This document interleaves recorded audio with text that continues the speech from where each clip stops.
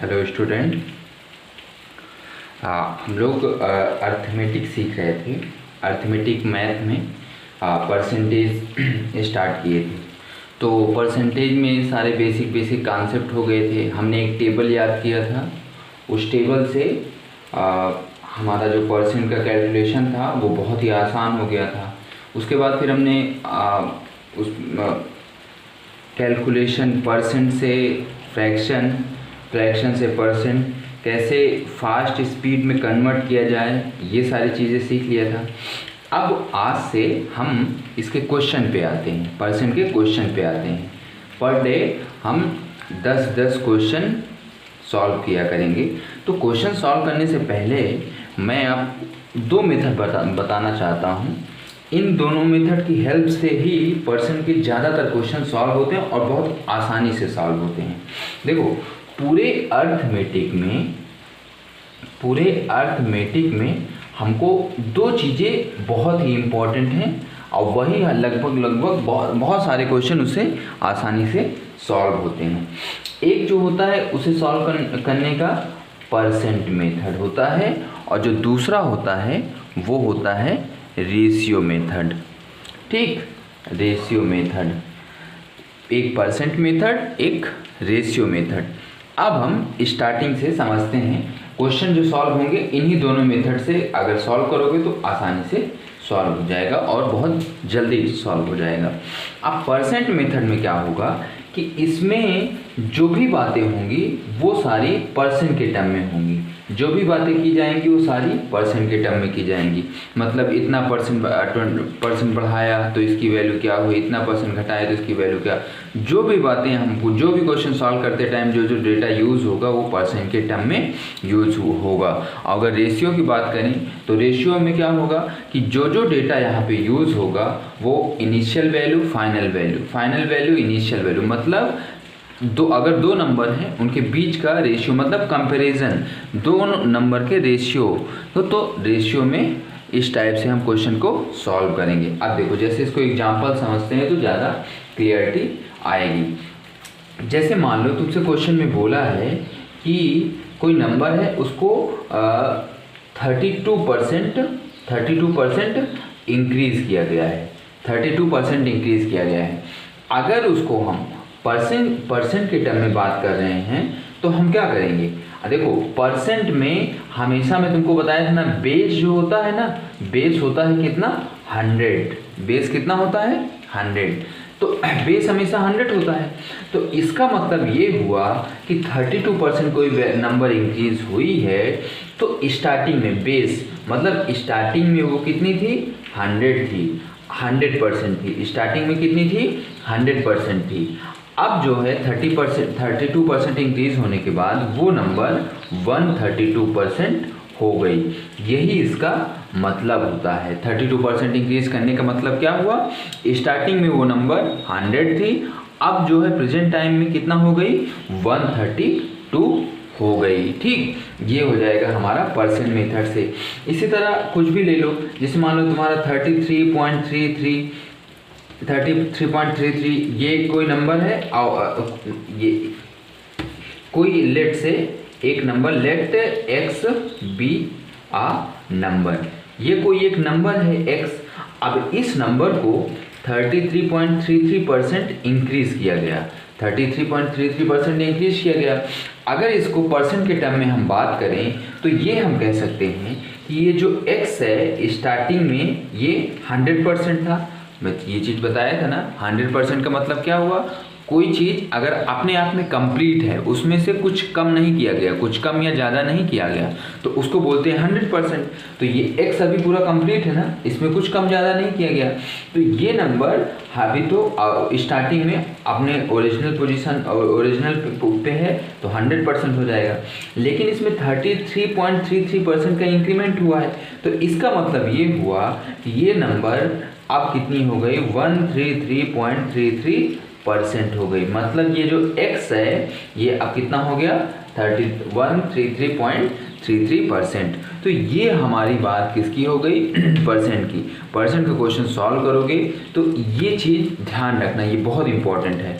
Initial में मतलब जो बेस वैल्यू होती है उसको 100 माना जाता है, और जितना परसेंट इंक्रीज हुआ या डिक्रीज हुआ उसमें इसको ऐड करके हम आगे निकालते हैं। अब देखो, जैसे अगर यहीं पे तुमको बोला जाता कि ये 32% है, अब इस 32 कोई नंबर एक x है, अब इस नंबर को हमने 30% डिक्रीज कर दिया, 30% डिक्रीज कर दिया, तो स्टार्टिंग में ये अपने आप में खुद में एक कंप्लीट नंबर होगी, इसका मतलब स्टार्टिंग में 100% है।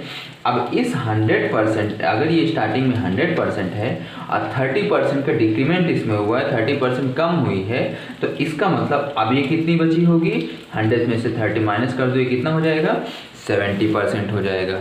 समझे ना, अब ये कितना हो जाएगा, 70%। अब देखो ये हमारा बात हो गया परसेंट मेथड का।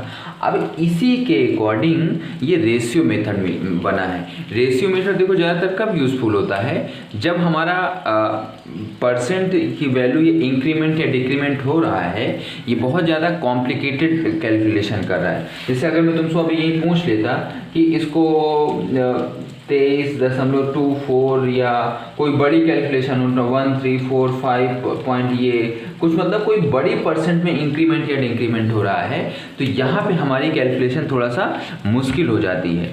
तो उस केस में हम क्या करते हैं, परसेंट वाले रेशियो वाले मेथड का यूज़ करते हैं। अब हम रेशियो मेथड की बात करते हैं। तो रेशियो मेथड में क्या होगा, रेशियो मेथड को क्वेश्चन कैसे सॉल्व करेंगे।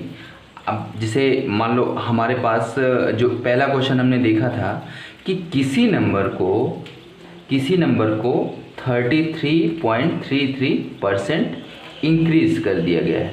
देखो सबसे पहली चीज़ तो ये जान लो अगर कोई भी क्वेश्चन है वो इस मेथड से भी सॉल्व होगा, इस मेथड से भी सॉल्व होगा, लेकिन ध्यान रखना ये वाला मेथड कब यूज करेंगे, ये वाला जब हमारी कैलकुलेशन हो, मतलब ये जो परसेंट चेंज दिया गया है ये आसान हो, मतलब ज़्यादा ट्रिकी वैल्यू ना हो, ज़्यादा टफ कैलकुलेशन वाली वैल्यू ना हो, तो हम कौन सा मेथड यूज करेंगे, परसेंट मेथड यूज करेंगे। लेकिन जब ये जो परसेंट दिया हो ये थोड़ा डेसिमल में हो या कोई कैलकुलेशन इस तरह का परसेंट दे दिया जो थोड़ा सा टफ कैलकुलेशन वाला है, जैसे मान लो 145.49, तो इन सब चीज़ों का कैलकुलेशन करना थोड़ा मुश्किल होगा परसेंट में, तो उन केस में हम क्या करेंगे, रेशियो मेथड यूज़ करेंगे। रेशियो मेथड क्या करे, थोड़ा कैलकुलेशन को आसान बना देगा। कैसे आसान बनाएगा, अब ये देखो जैसे डेसिमल में कैलकुलेशन है, इसकी कैलकुलेशन मुश्किल होगी, तो हम क्या करेंगे ना, इसको फ्रैक्शन फॉर्म में कन्वर्ट कर लेंगे, फ्रैक्शन फॉर्म में कन्वर्ट कर लेंगे। अब इसका देखो ये वैल्यू आसान हो गई ना, तो इसका मतलब कैलकुलेशन भी आसान हो जाएगी। इसीलिए हम जहाँ पे डेसिमल टाइप की नंबर हो या कोई बड़ी परसेंट दी गई हो तो वहाँ पे रेशियो मेथड यूज करेंगे, ठीक है ना। तो देखो अब रेशियो मेथड में सबसे पहले क्या करना होगा कि जो हमारे पास फ्रैक्शन दी गई है, जो हमारे पास परसेंट दिया गया है उसको हम उसके फ्रैक्शनल फॉर्म में कन्वर्ट कर लेंगे, उसके फ्रैक्शनल फॉर्म में कन्वर्ट कर लिए।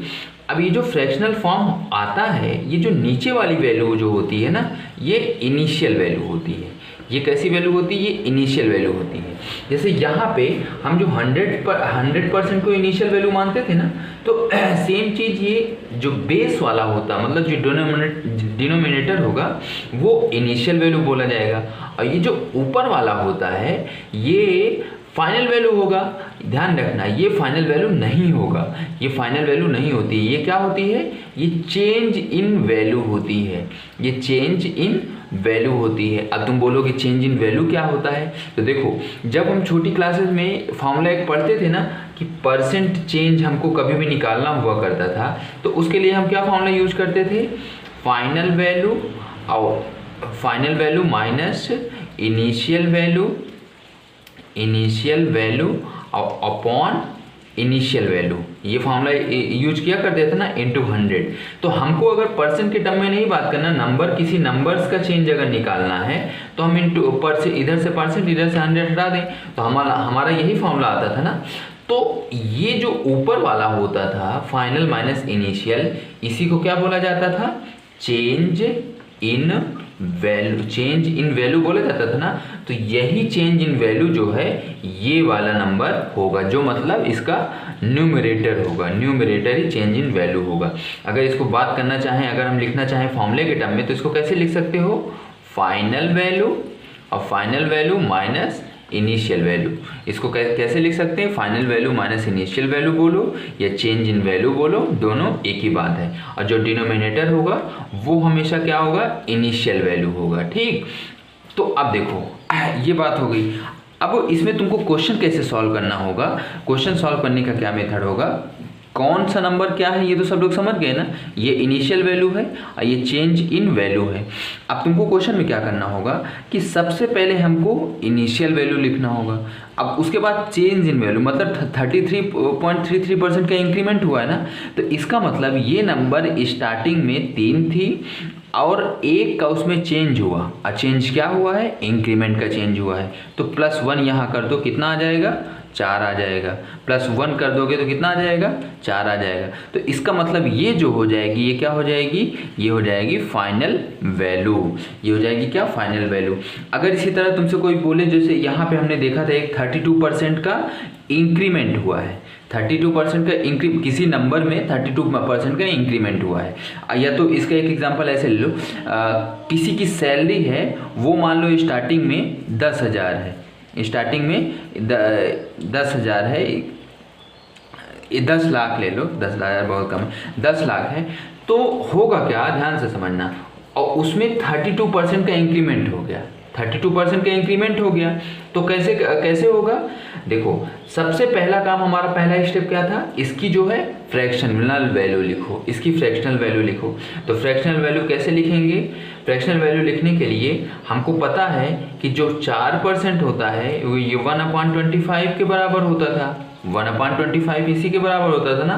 तो अगर हम इसी में दोनों साइड 8 से मल्टीप्लाई कर दें तो ये इधर 32 आ जाएगा और इधर 8/25 आ जाएगा।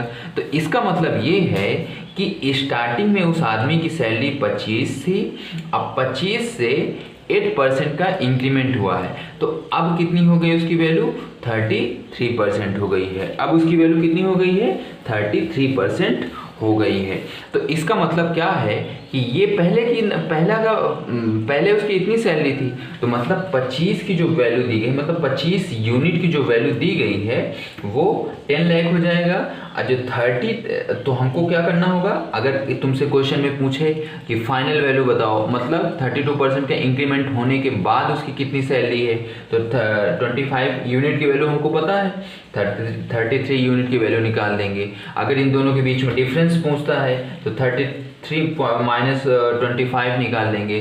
दोनों के बीच में जो भी पूछेगा, जो भी डेटा क्वेश्चन में दिया रहेगा उसके अकॉर्डिंग हम आगे कर लेंगे। हमारा जो बेसिक का 3 स्टेप होंगे वो ये होगा कि जो ये परसेंट दी गई है उसको पहले फ्रैक्शन में चेंज करो, फ्रैक्शन के बाद फिर स्टार्टिंग वैल्यू क्या है वो देखो, फिर कितने का चेंज हो रहा है, अगर प्लस हो रहा है तो माइनस हो रहा है तो उसके अकॉर्डिंग ये फाइनल वैल्यू लिखो, और फिर आगे का जो क्वेश्चन में गिवन डेटा है उसके अकॉर्डिंग आगे क्वेश्चन हम सॉल्व कर लेंगे। अगर यहीं 33 पॉइंट का डिक्रीमेंट हो रहा होता तो यहाँ पे क्या होता 3, यहाँ पे +1 कर रहे थे, यहाँ पे -1 कर देते, तो 3 में से 1 कर देते तो 2 हो जाता। तो ये इनिशियल वैल्यू, ये फाइनल वैल्यू।